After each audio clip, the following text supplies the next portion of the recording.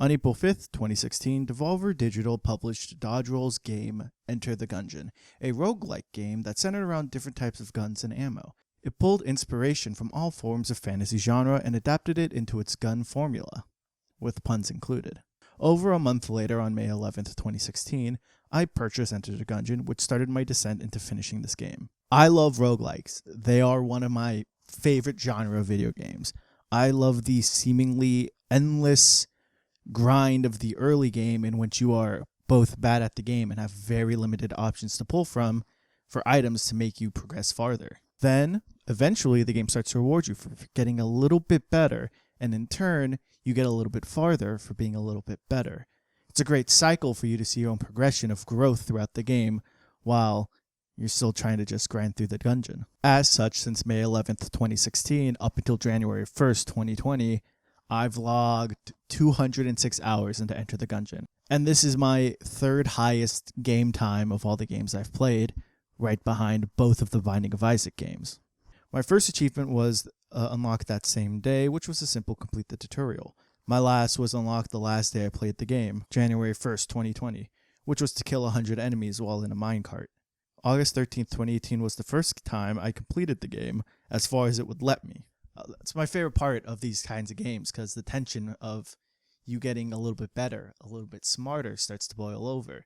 I remember screaming in my apartment because I had finally reached the top of the mountain that the game perceived was the top. Of course, in games like these, there's always just a little bit more to go, a little bit farther. Of course, each level is called a chamber, and the farthest you think you can go is the 5th chamber. And they aren't called 6 shooters for nothing. But on November 18th, 2018, I beat the 6th chamber, 3 months after my first win. To put it into perspective, it took over 2 years for me to even get to the 5th chamber. And then in just 3 months' time, I was able to complete the entirety of the Gungeon, all 6 chambers. The irony of me beating the final boss was that the next day, Dodge Roll announced that their next update would be their last. Understandably so, they could work on new projects. April 5th, 2019, 3 years after its initial release, Farewell to Arms was released. With Farewell to Arms, it added 2 new characters, one of which seemingly put an end to the story Gungeon had provided for us. Now, all that foreplay was not for nothing. It was to explain how we got to this point of Gungeon ending, what it meant for me, personally, the finale, so to speak, of Enter the Gungeon. And its perceived ending with the gunslinger isn't what strangely makes me feel like that the game is done.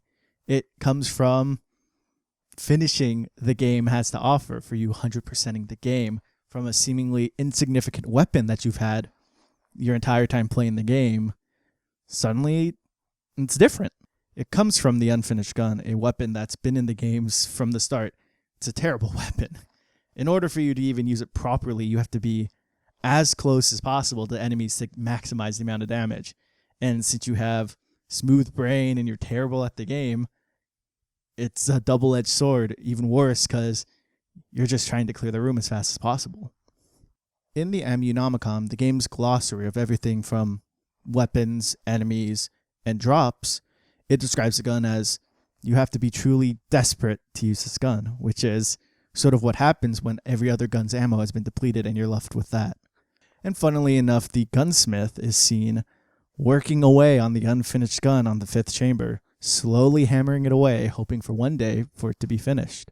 The real pleasure comes from once you've filled out that Ammonomicon, from the unfinished gun all the way down to the last entry in that book, of everything you've unlocked, everything you've done and accomplished, the unfinished gun changes to the finished gun.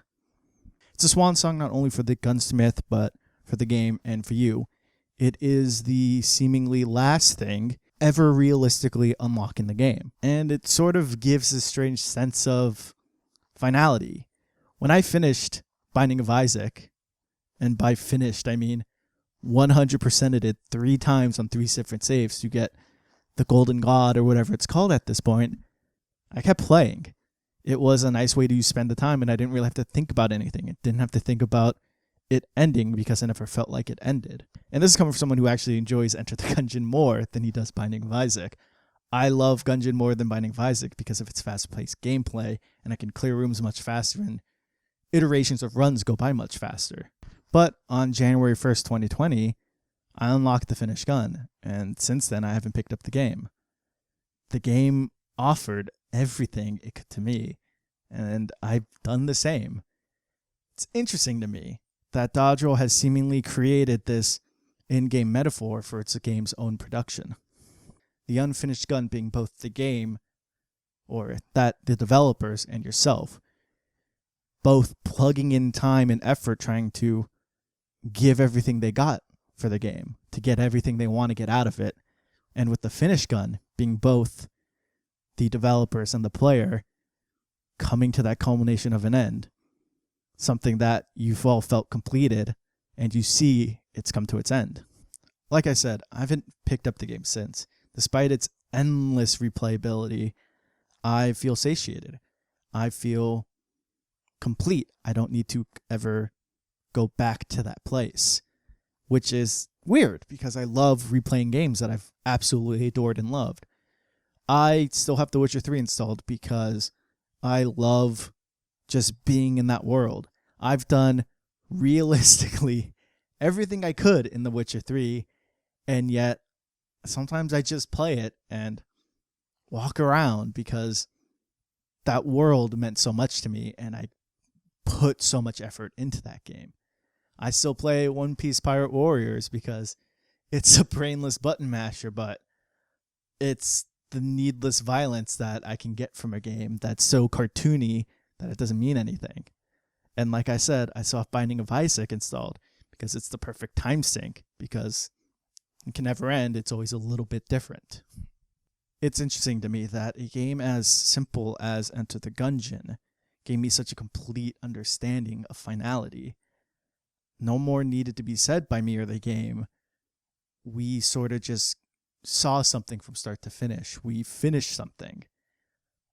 And it's hard to come across something like that because you always feel like you're building towards something, always getting a little bit better, always getting a little bit smarter, and in turn getting a little bit farther.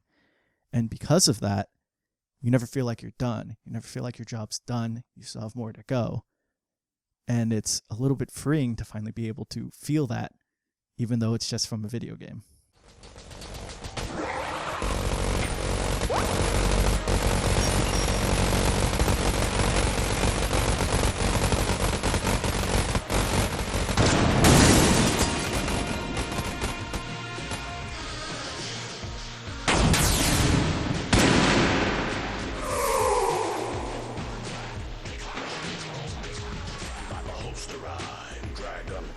Gungeon wing to whisper one truth. Body to floor, bullet, bullet to roof. Ammo wheeling past, killing, gunshot shoot. Non-stop hammer,